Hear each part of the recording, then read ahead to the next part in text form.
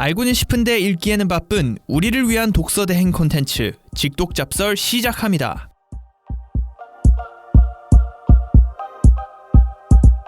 직독잡설 마지막 에피소드 4부 시작하겠습니다. 무형자산에 관련된 이야기를 자본 없는 자본주의 책을 통해서 이야기를 남궁민 기자랑 백현 기자랑 하고 있는데, 어쨌든 이제 이 무형자산을 둘러싸고 세상이 좀 변하고 있는 것 같긴 해요. 그쵸. 그리고 이걸로 인해서 나쁜 점도 있는 것 같고, 뭐 불평등이랑 양극화가 커지면서 대도시로 사람들이 몰리고 대도시에서 집값이 천정부지로 치솟아서 우리 모두가 지금 고통을 받고 있다, 이런 얘기인 것 같은데, 그럼 어떻게 해야 돼요? 그러니까 뭐 대처를 해야죠. 뭐 이거를 그냥 냅둘 수도 없고, 이게 계속 냅두면은 뭐 계속 1등 기업, 뭐 잘난 사람, 1등 도시만 먹고 살게 되니까 그렇게 하면 안 되잖아요. 그러니까 이게 이 책에서도 이제 대책을 써요. 뭐 그러니까 한마디로 지금까지 얘기한 게 우리가 다 알고는 있어요. 그 양극화, 잘 나가는 회사 뭐 잘 나가고 이거 다 아는데 왜 그런지를 이제 좀 설명을 했잖아요. 그러니까 문제가 뭔지 알고 원인이 뭔지 알았으니까 좀 해결을 얘기를 해봐요. 근데 가장 큰 문제를 뭐라고 하냐면, 이 책에서는 사람들이 이런 문제의 원인을 모른다는 거예요. 이런 이유로 그런다는 것 자체를 모른다는 거예요.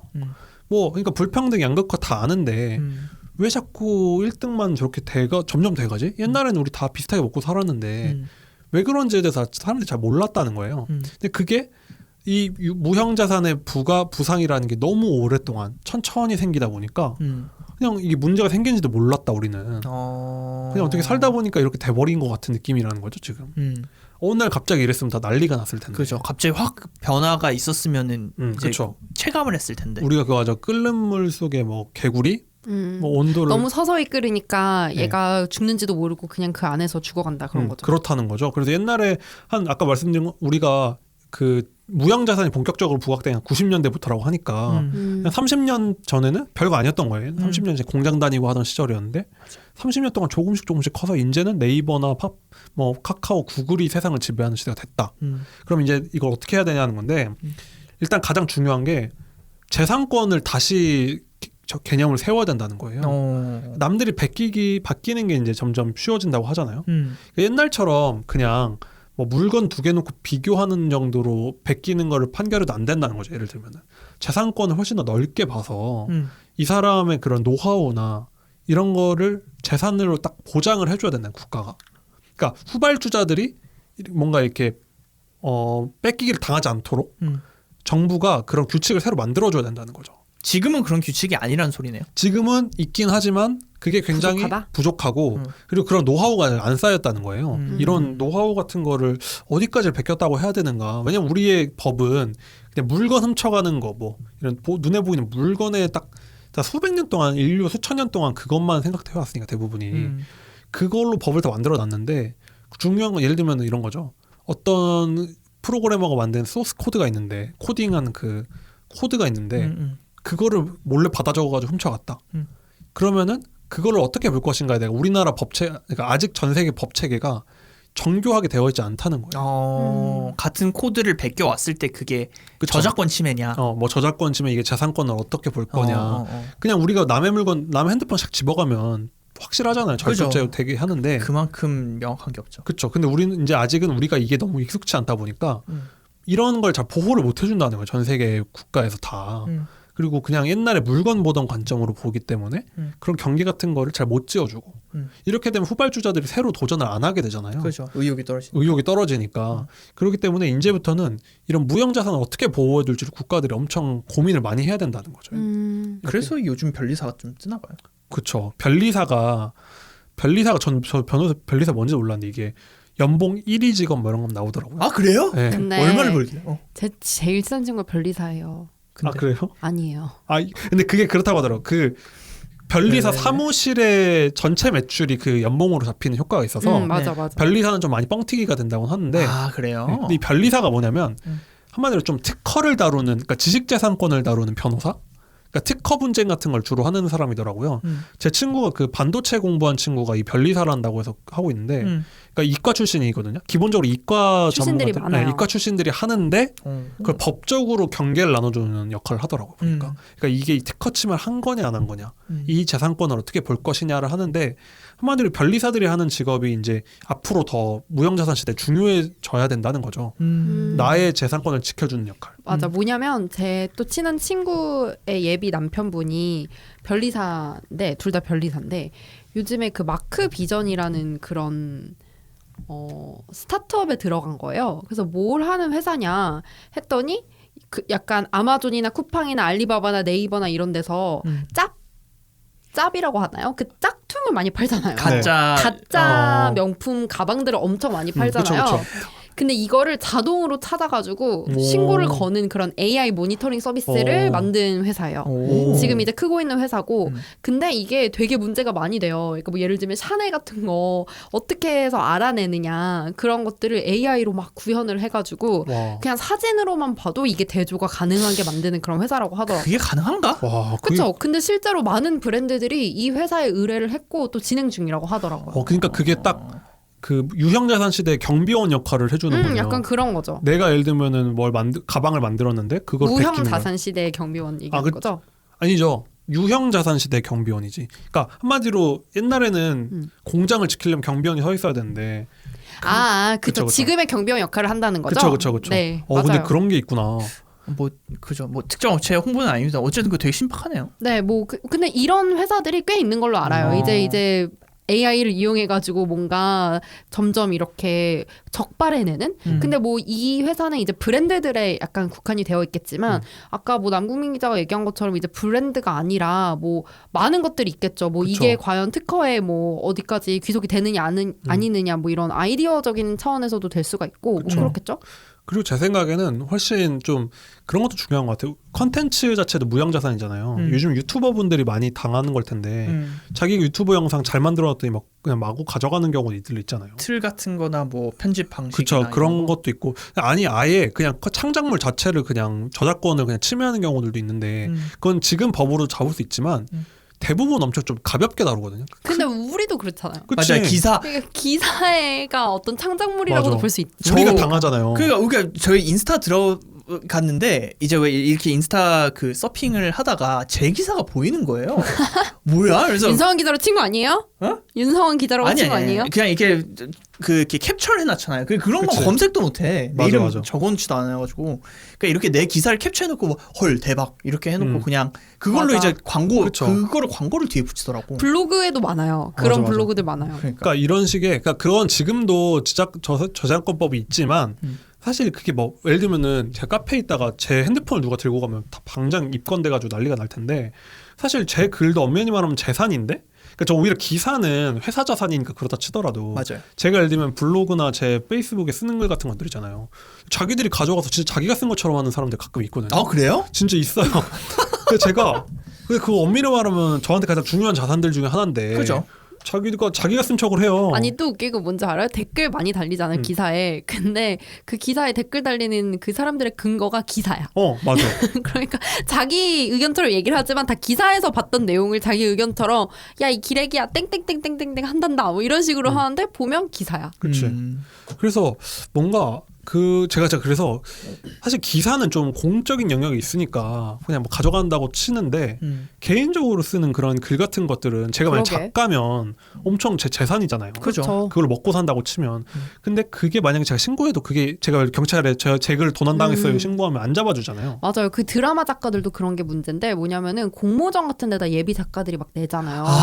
근데 그게 드라마화돼서 나오는 경우가 있대요. 그러니까. 양아치다 그건. 그쵸. 근데 그거를 자기 거라는 걸 증명하기가 되게 어려운 그치. 상황이죠, 그거는. 그러니까 여기서 말하는 게 그런 거예요. 지금은 애매하잖아. 그러면은 그냥 안 돼가 되는데 앞으로는 애매하든 뭐라든 간에 그 규정을 어떻게든 더 세워가지고 그걸 확립을 시켜줘야 된다는 거예요. 그렇게 되면 드라마 작가 입장에서는 안 써. 이제부터 나 어차피 도둑 맞을 테니까 안 써가 되기 때문에 무형자산을 생산을 하는 걸 멈춘다는 거예요. 예를 들면 저 같은 경우도 예를 들면은 제가 열심히 글을 써놨는데 남들이 다 베껴갔는데 법이 보호를 안 해준다. 그럼 이 짓거리 안 해야겠어. 내가 어떻게 글로 먹고 살겠어가 되면 창작을 안 하잖아요. 그러니까 이거는 매우 작은 컨텐츠라는 사례인데 앞으로 이런 무형자산 특허, 뭐 아까 말한 AI 기술 같은 거 더 중요하잖아요. 그런 거를 더 보호해주는 걸 확립을 해야 한다라는 거죠. 근데 이거는 좀 애매할 수도 있는 게, 그러니까 물론 이렇게 보호하는 건 당연히 중요하지만, 근데 보통 이렇게 창조는 모방의 어머니라고 하잖아요. 그러니까 그쵸. 좀 비슷한 것들이 조금 더 발전해서 모방은 창조의 어머니. 창조는 모방의 어머니? 아니 뭐 아무튼 뭔 얘기인지는 알잖아요. 그죠?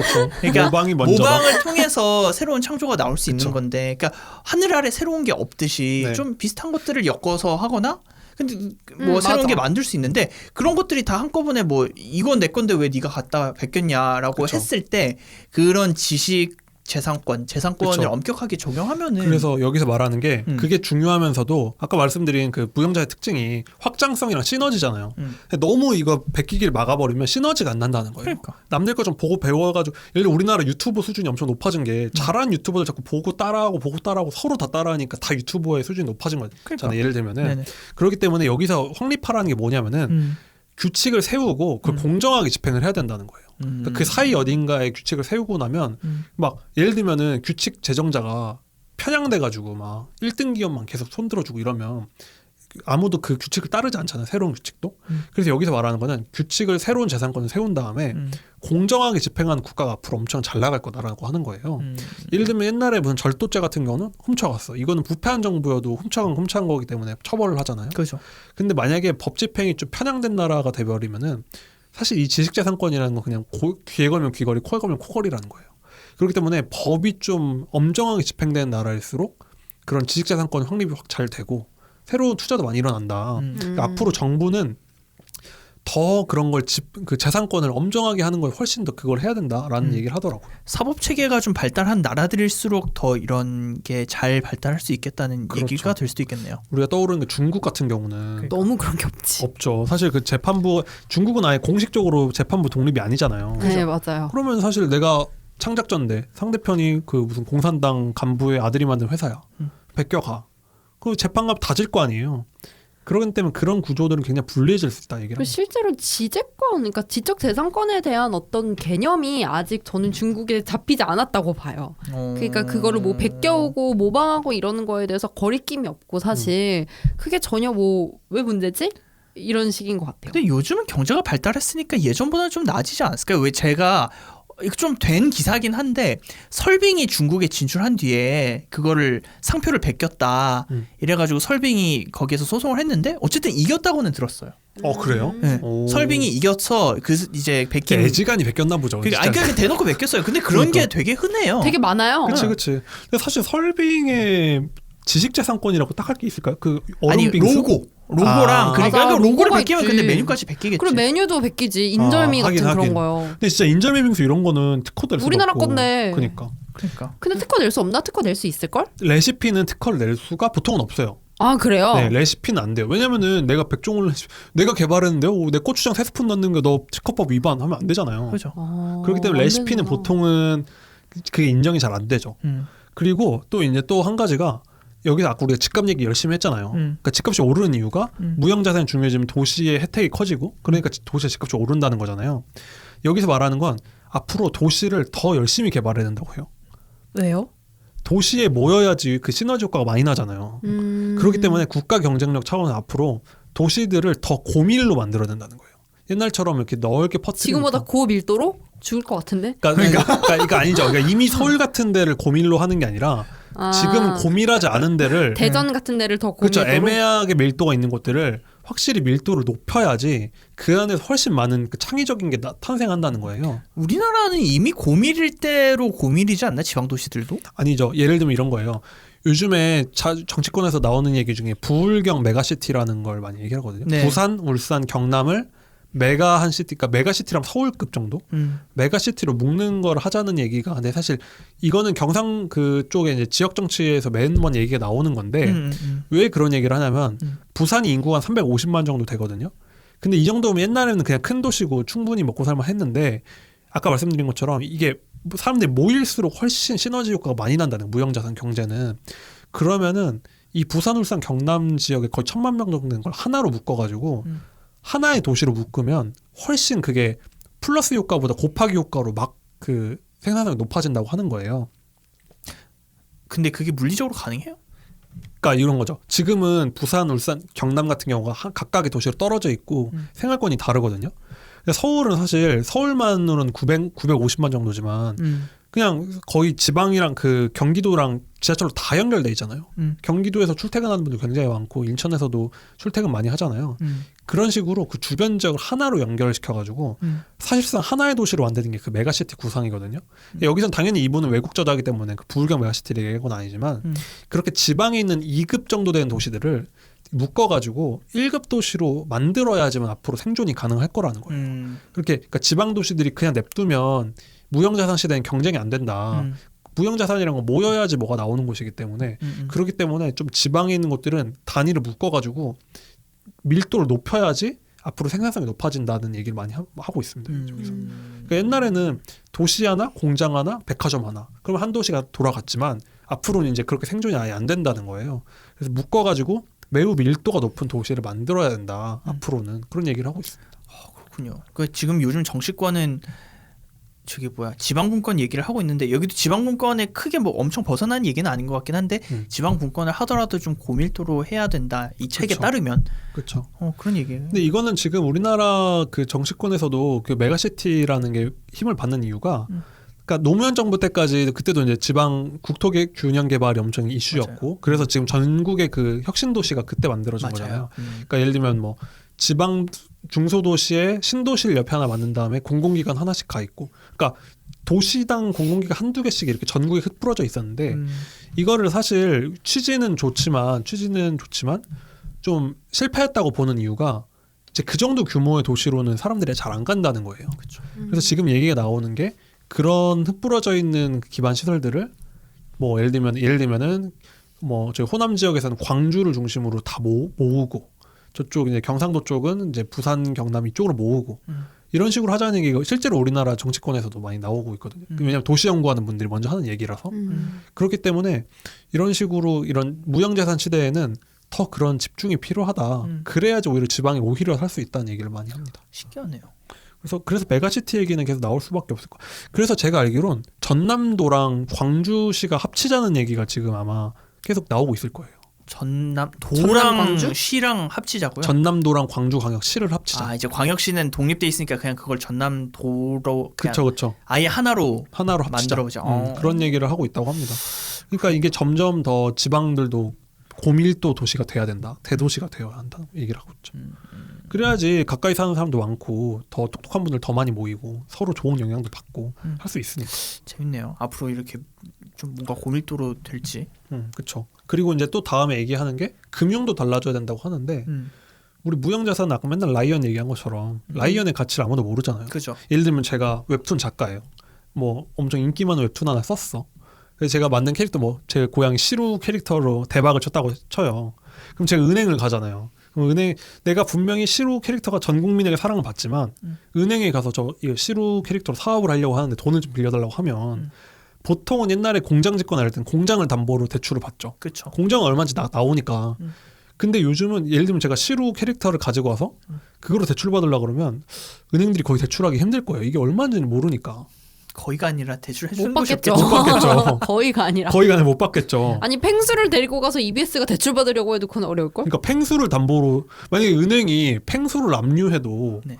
그 매몰성인 거예요. 그러니까 은행의 입장에서 국민은행이 팽수를 갖고 있으면 EBS가 갖고 있을 때만큼의 효용도 안 나올 거고. 그쵸. 우리은행이 팽수를 가지고 뭐 해봤자 얼마나 하겠어요. 그렇죠. 그러니까 대출하는 사람 입장에서 이게 얼마인지도 모르겠고 이거 압류해봤자 뭐 남을 것 같지도 않고 하니까 이런 무형자산은 그래서 그런 스타트업들이 엄청 힘든 게 자기들 갖고 있는 게 코드밖에 없는데 맞아요. 잘 만든 코드밖에 없고 홈페이지 하나 있는데 대출이 안 나온다는 거예요. 그죠. 담보가 있어야 대출이 나오니까. 그러니까. 그래서 이 책에서는 앞으로는 대출에서 투자로 금융의 패러다임이 바뀔 거다라고 얘기를 해요. 그럴 것 같아요.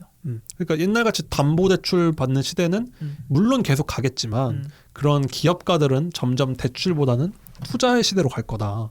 예를 들면은 팽수 근데 사업을 하는 사람이 와서 자기네 투자해달라 그러면 투자는 해주잖아요. 뭐 그런 스타트업들은 가치 평가해가지고. 그렇기 때문에 앞으로 금융도 대출에서 투자로 바뀔 거다. 그런 얘기를 합니다. 그래서 실제로 요즘에 VC 벤처 캐피탈들 엄청 뜨잖아요. 그래서 진짜 그 얘기 들으니까 실제로 미국에서는 요즘 거의 기업들이 대출을 잘 안 받는다고 하더라고요.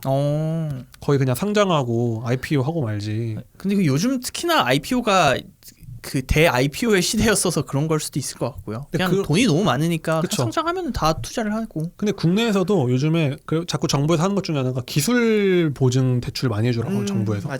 그러니까 그냥 기술 평가해서 얼마인지 그냥 그거 보고 종이로 대출해 줘라. 정부도 많이 해요. 앞으로 그런 기술 보증 대출 같은 게 많이 늘어날 거고. 그리고 그걸 잘하는 은행들은 엄청 또 영업을 잘 하겠죠. 기술을 보는 눈이 있는 은행들은 또 그런 대출을 잘 할 수 있겠죠. 뭐 아직 비중은 적긴 하겠지만 뭐 어쨌든 앞으로 더 확장을 할 수 있을 거라는 점. 그렇죠. 맞아. VC가 진짜 많이 생기는 것 같아요. 경영대학을 나온 친구들이 VC로 많이 이직을 하더라고. VC가 한국에 요즘에 한국 VC 규모가 이제 세계적인 수준이라고 네, 하더라고요. 굉장히 커졌을 거예요. 한국이 진짜 생각보다 근데 사실 서울에- 우리나라 VC들은 그 정도 규모의, 그러니까 돈을 그 정도 규모로 가진 VC가 많진 않지만 그래도 이제 진짜 늘어나고 있는 성장 단계에 있다고 저는 봐요. 그렇다고 하더라고요. 정부에서도 많이 투자를 하고. 사업을 해야 되나? 그러니까 이렇게 아는 VC 있어요? 예? 아는 VC 있어요? 없죠. 투자 안 될 것 같은데 그러면? 뭐 내가 가가지고 이렇게 영업을 해야죠. 그러니까 이게 불공평이 또 나오는 게 옛날 같았으면 그냥 친분이 필요 없이 맞아. 그냥 내 그 등기등본 떼서 은행에 가서 은행 가서 대출 대출 받으면 받으면 이제는 아는 VC 있어야 되잖아요. 맞아요. 맞아요. 아는 사람이 있으면 훨씬 수월하죠. 그래서 이게 벤처업계가 엄청 치사한 게 그 미국도 그 페이팔 사단이라고 그 페이팔이라는 지금은 어마어마한 기업이 됐지만 페이팔을 창업한 창업자들이 다 또 나가서 창업을 해서 또 자기들끼리 사주고 돈 빌려주고 투자하고 이래서 거의 실리콘밸리에 먹었다는 거예요. 그러니까 이게 다 뭐냐? 그냥 자기들끼리 계속 이렇게 밀어주고 땡겨주고 오히려 더 잘 된다는 얘기를 하더라고요. 그렇죠. 그래서 이 무형자산 경제라는 게 겉으로 볼 때는 엄청 멋있어 보이는데 엄청 좀 더 친분으로 돌아가고 객관적인 게 좀 떨어지는 면이 있는 것 같아요. 확실히. 관시처럼. 그렇죠. 관시죠, 관시. 관시 중요하죠. 벤처업계가 진짜 그게 심하다고 하잖아요. 자기들끼리 아는 사람들끼리 밀어주고 땡겨주고 심하니까. 그렇죠. 앞으로 이런 변화는 있을 거라고 하더라고요. 근데 그러면은 개인 투자자 입장에서는 투자는 어떻게 해야 되는 거예요? 그러니까 이제 뭐 사실 우리 같은 뭐 보통 사람들에겐 사실 뭐 그런 정책 같은 건 열심히 나라에 세우면 좋겠고 개인 투자가 중요하잖아요. 그러니까 맞아요. 이제 이렇게 되면 근데 여기서 이 투자도 양극화로 가는데 요즘에 사람들이 얘기하는 게 워렌 버핏이 옛날 같지 않다고 많이 말하거든요. 맞아. 그 얘기 많이 하더라. 그런 얘기 많이 해요. 근데 버핏이 지금 그 미국 그 S&P 시장 지수랑 버크셔스웨이, 그러니까 버핏의 회사죠. 투자 회사. 주가 차이가 거의 차이가 없어요. 그러니까 한마디로 버핏이 미국 시장 지수보다도 거의 성과가 별로 안 나는 거예요. 그 대단한 버핏이. 원래 버핏이 한 60년 투자했는데 대부분의 인생에서 시장보다 앞섰거든요. 사람들이 버핏이 뭐 나이 들어서 그렇다 감을 잃었다 하는데 근데 버핏만 그런 게 아니라 그런 식의 그 재무제표 보고 좀 저평가된 기업 찾고 하는 기업 투자 방법들이 가치주 투자. 그죠. 가치 투자는 진짜 저세상 같다는 얘기를 엄청 많이 하거든요. 진짜? 그러니까 뭐 우리나라 그 되게 대표적인 가치 투자자 강방천 회장 에휴, 같은 사람들. 예, 그런 분들 뭐 저기 성과가 안 좋아가지고 물러나고 그러셨잖아요. 그런 이제 재무제표를 기반으로 한 투자가 옛날 패러다임인데 이게 왜 안 먹히냐고 이렇게 설명을 하냐면 그런 투자 왜 안 먹히냐면 이제 재무제표에 안 보이는 게 점점 중요해져 간다는 무형자산 우리 계속 얘기했잖아요. 맞아요. 그러다 보니까 안 보이는 게 너무 뭔가 잡히는 게 중요한데 재무제표는 나도 보고 너도 볼 수 있는 거죠. 평등한데 앞으로는 그 보이지 않는 무형자산 볼 줄 아는 그 몇몇 현인들이 엄청난 성과를 낼 거라는 거예요. 비스포크 냉장고 이쁜데 삼성 사자 했는데 오르는 격인 뭐 거죠. 그런 걸 수도 있죠. 진짜 그 신미한이 있거나 요즘에 유명해진 게 베일리 기포드라는 그 영국의 투자 회사가 있거든요. 베일리 기포드. 여기가 이 모더나 백신이 나오기 전에 모더나를 산 회사고 거의 테슬라 거의 초기 투자자예요. 초기 기관 투자자예요. 테슬라 10년 갖고 있었거든요. 이 회사는 이런 식의 엄청난 기술 회사만 투자를 해요. 이 사람들 뭔가 그 기술을 보는 눈이 있는 거예요. 이 사람들은 그 재무제표를 안 보더라도. 근데 이런 사람들 계속 돈을 잘 벌 건데 우리는 그런 사람들 아니잖아요. 이 사람 여기서 좋아하는 게 뭐냐면 제일 문제가 남의 걸 베끼는 거 경쟁에서 질 수도 있다 이런 거잖아요. 그럼 서로 베낄 수 있는 사람들 다 사라라는 거예요. 서로 베끼는 기업들 모두 다 사라는 거예요. 그게 ETF랑 뭐가 다른 그렇죠. 거야? 그러니까 인덱스 투자를 하라는 거예요. 아 그냥. 뭐야? 아, 진짜 결론이 왜 이렇게 허무하니? 그러니까 이 사람 앞으로 ETF 운영하는 거 아니야? 이 사람은 그러니까 투자 조언이 앞으로는 그런 엄청 뛰어난 사람들은 앞서갈 거고 네. 그렇지 않은 대부분의 사람들은 그냥 베끼는 놈이나 베김 당하는 놈이나 다 모여 있는 시장 전체를 사는 거가 유일한 답이다. 내가 그 카카오뱅크에서 ETF에다 투자했다가 완전 아니 뭐 무슨 잃어버렸는데. ETF에 투자를 해서 뭐 베트남 뭐 태양광 친환경 이런 거 아니야? ETF였던 것 같아. 그래요. 좀 버텨봐요. 아무튼 그래서 여기서는 그런 식으로 투자를 하라는 조언으로 한마디로 좀 평범한 사람들이 살긴 점점 더 힘들어진다라는 거죠. 알겠습니다. 자, 시간이 다 돼서 4부도 여기까지 마무리를 해야 될 것 같은데 어쨌든 근데 무형자산에 관련해서 그냥 무형자산 이렇게 생각을 해봤는데 이렇게 깊게 들어가 본 적이 없어서 되게 뜻깊은 시간이었던 것 같아요. 우리 오랜만에 좀 대신 공부하고 대신 독서한다는 마음으로 한번 준비해봤습니다. 재밌었어요, 저도. 그래요. 알겠습니다. 저희 여기까지 마무리를 하고 다음 책은 백희영 기자가 들고 올 텐데 무슨 제가 책? 지금 두 가지를 고민 중인데 뭘 할지 모르겠어요. 일단 하나는 휴먼카인드라는 책이고 또 하나는 뭐였죠? 세탁기가 냉장고의 배신? 세탁기의 배신. 아 세탁기의 배신. 이거 두 개를 놓고 지금 고민 중인데 네. 잘 모르겠습니다. 윤상원 기자랑 남궁민 기자 골라주세요. 알겠습니다. 저는 인간의 선서를 얘기하는 휴먼카인드. 휴먼카인드 한 표. 윤상원 기자는? 저는 그냥 백희영 기자가 하고 싶은 걸로. 주관이 나 없어. 이런 거 되게 싫어해. 오늘 우리 밥 먹는 식당부터 시작해가지고 다 제가 결정했다고요. 네. 저는 남이 결정해 주는 게 너무 좋아서 아무튼 그냥 휴먼카인드 하시죠. 네, 알겠습니다. 네, 휴먼카인드 그러면- 하겠습니다. 네, 백희영 기자와 함께 휴먼카인드라는 책으로 돌아오겠습니다. 저희 오늘 이거 끝나고도 뭐 잡설 타임 같은 뭐 티 타임이 있으니까 그것도 꼭 한번 많이 들어주시고 저희는 다음에 좋은 책으로 찾아뵙겠습니다. 감사합니다. 감사합니다. 감사합니다.